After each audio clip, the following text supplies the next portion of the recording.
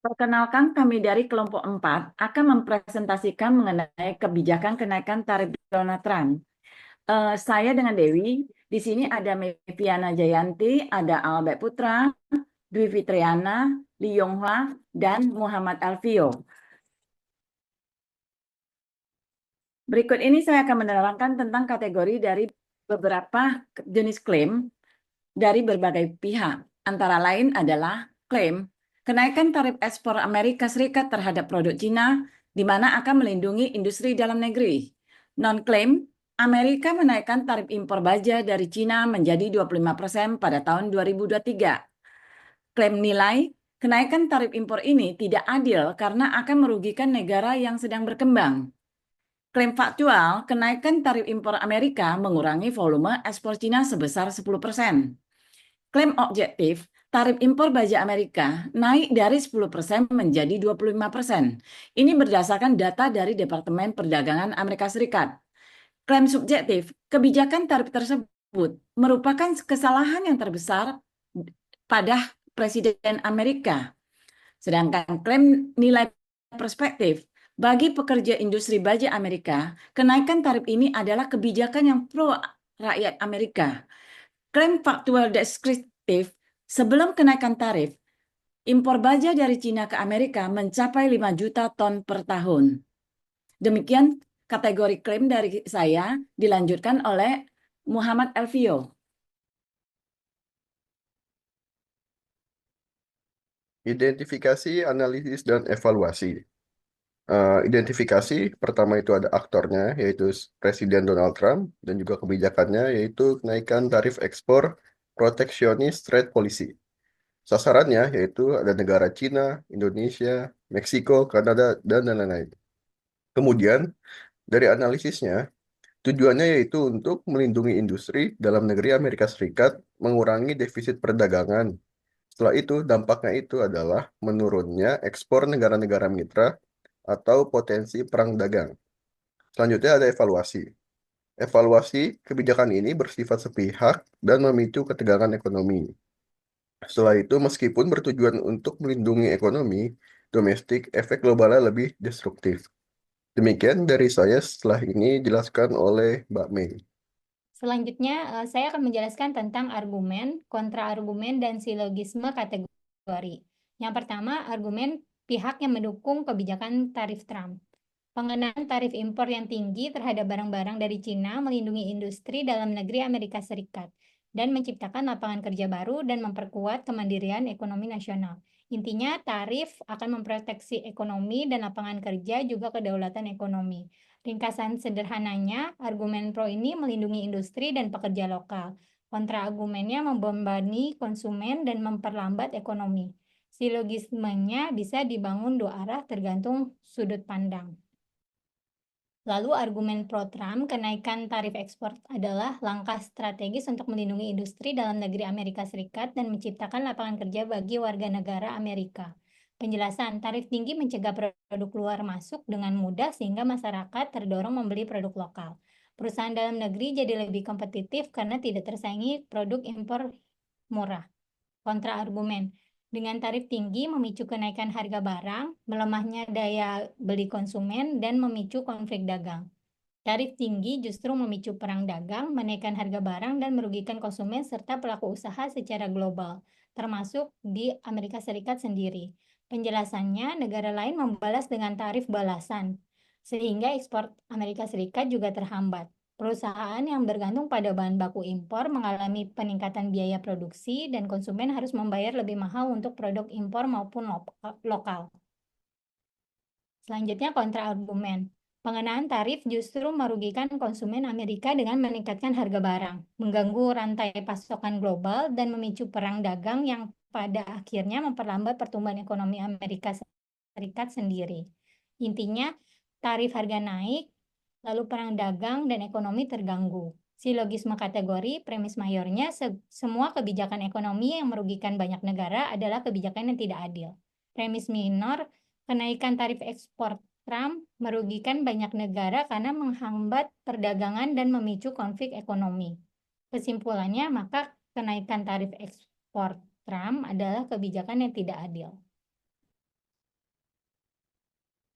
Selanjutnya, silogisme kategori. Pola logika sederhana dari kasus ini adalah bentuk menarikan kesimpulan dari dua premis.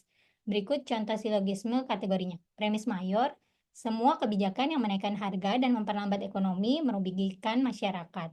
Premis minor, tarif impor yang tinggi menaikkan harga dan memperlambat ekonomi. Kesimpulannya, maka tarif impor yang tinggi sebenarnya merugikan masyarakat. Atau jika mendukung tarif, premis mayor, semua kebijakan yang melindungi industri dalam negeri dan menciptakan lapangan kerja bermanfaat bagi negara. Premis minor, tarif impor melindungi industri dalam negeri dan menciptakan lapangan kerja. Kesimpulannya, maka tarif impor bermanfaat bagi negara. Selanjutnya akan dijelaskan oleh Mr. Lee.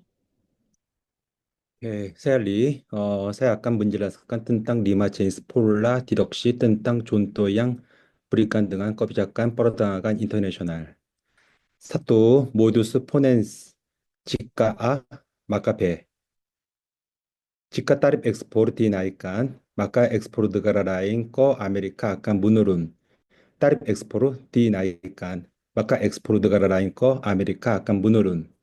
Penjelasannya, kenaikan tarif membuat produk asing lebih mahal di pasar Amerika, menurunkan daya saingnya. Teorinya, modus ponens adalah pola logika yang paling dasar, di mana jika premis pertama dan kedua besar, maka kesimpulan juga pasti benar. Ini disebut juga aturan Arifimasi. 2. Modus tolerans. Jika A, maka B. Tidak B, maka tidak A. Jika kebijakan dari Trump berhasil, maka ekonomi global tidak akan mengganggu. Ekonomi global terganggu, maka kebijakan dari Trump tidak berhasil. Penjelasannya, efek dari kebijakan ini justru memperburuk ketegangan perdagangan dan memperlambat pertumbuhan global. Tambahan teori modus tolerans adalah pola di mana kita menyangka premisi awal dengan menunjukkan bahwa akibat yang diharapkan tidak terjadi. Ini adalah teknik dasar dalam membuktikan suatu asumsi salah. 3. 실로기즘의 hipotetik. Jika A, maka B. Jika B, maka C. Contohnya, jika tarif dinaikkan, maka harga barang ekspor naik. Jika harga barang impor naik, maka konsumen membayar lebih mahal. Maka jika tarif dinaikkan, konsumen membayar lebih mahal. Penjelasannya, kebijakan ini berdampak langsung pada kehidupan sehari-hari masyarakat, bukan hanya pada hubungan dagang.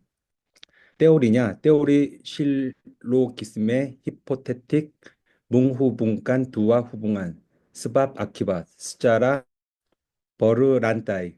Jika hubungan pertama benar dan hubungan kedua benar, maka hubungan pertama menunjuk hasil akhir juga benar. 4. 실로기즘의 디스jugatif. A atau B, tidak A, maka B. Contoh, Amerika harus memilih antara perdagangan bebas atau proteksionisme. Amerika tidak memilih perdagangan bebas, maka Amerika memilih proteksionisme. Penjelasannya, dengan menaikkan tarif, Trump secara praktis meninggalkan prinsip perdagangan bebas dan memilih pendekatan proteksionisme. Teorinya, 실로기즘의 디스jugatif menggunakan pilihan eksklusif. Ketika ada satu opsi ditolak, secara logis opsi lainnya harus diterima. Ini sering gunakan dalam analisis pilihan kebijakan. Nomor 5, reductio ad absolutum. pengurangan hingga absolusitas. Contohnya, jika semua negara mengikuti kebijakan tarif tinggal seperti Trump, maka perdagangan internasional akan berhenti. Perdagangan internasional yang berhenti adalah hal yang tidak masuk akal. Maka kebijakan tarif tinggal seperti Trump tidak logis jika diterapkan secara global. Penjelasannya pendekatan ini menunjukkan dampak ekstrim jika semua negara melakukan hal yang sama, yaitu terputusnya rantai perdagangan global. Teori reduksio ada absolutum adalah teknik membuktikan bahwa suatu ide salah dengan menunjukkan bahwa penerapan akan menghasilkan hasil yang tidak masuk akal atau kontradiktif. Dengan memahami kelima pola deduksi ini, kita bisa menyusun argumen lebih logis, menganalisa kebijakan lebih kritis, dan mengambil keputusan yang lebih nasional. Selanjutnya, Pak Albert jelaskan lagi. Terima kasih. Baik, saya akan menjelaskan tentang argumen induktif. Di sini kita akan mengobservasi kasus-kasus perang dagang, di mana dari China, ekspor ke Amerika Serikat merosot tajam. Ekspor barang dari China ke Amerika Serikat menurun hingga 35% setelah Amerika Serikat menaikkan tarif hingga 145% pada April 2025.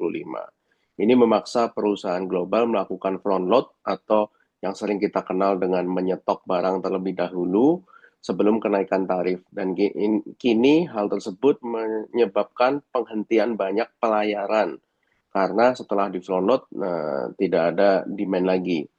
Lalu Indonesia mendapatkan tarif balasan pada tekstil dan otomotif. Amerika Serikat menerapkan tarif balasan hingga 32% untuk produk tekstil dan otomotif Indonesia karena klaim mereka tentang sulitnya berdagang dengan Indonesia, yakni ada aturan TKDN, PPNBM, dan lain sebagainya. Dan ini berlaku setelah 90 hari.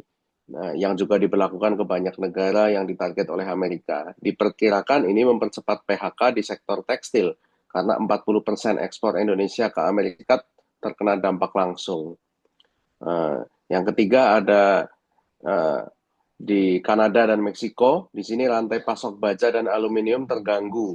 Pengenaan tarif 25% pada baja dan aluminium impor dari Kanada dan Meksiko mengganggu rantai pasok otomotif dan alat berat, memicu kenaikan biaya logistik dan kekhawatiran kelangkaan bahan baku. Dan yang terakhir, di perusahaan Amerika Serikat sendiri, biaya produksi melonjak. Industri manufaktur Amerika Serikat mencatat kenaikan biaya komponen hingga 10-15% karena tarif impor. Sehingga beberapa pabrikan beralih ke pengiriman udara meski ongkosnya lebih mahal. Contoh, karena tarif yang diberlakukan ke China, Apple melakukan pengiriman produknya dari India. Selanjutnya adalah pola umum dan kesimpulan. Pola umum, flowchart-nya adalah tarif tinggi Amerika Serikat dan balasan China menyebabkan harga impor naik 10 sampai ke 145% variasi berdasarkan masing-masing negara. Daya saing ekspor turun sampai 35% seperti kita lihat di China, akibat dari tarif Amerika ini menurun 35%. Percepatan PHK di Indonesia juga menjadi penyebab daya saing ekspor tersebut turun. Lalu gangguan rantai pasok seperti di Kanada dan Meksiko akibat baja dan aluminium yang diberikan tarif 25%. Dan semua pihak akhirnya rugi, baik produsen, eksportir, maupun konsumen. Kesimpulan induktifnya, kebijakan tarif protektif menurunkan volume ekspor, mengganggu rantai pasok, dan meningkatkan biaya mengakibatkan kerugian bagi semua pihak yang terlibat. Selanjutnya akan dijelaskan oleh rekan kami, Ibu Dwi Firkana. Ya, baik. Analisis kesehatan berpikir dalam retorika perang dagang Amerika Serikat. Stroman fallacy menyederhanakan argumen perdagangan bebas sebagai selalu merugikan Amerika Serikat. Padahal berbagai sektor justru mencatat surplus.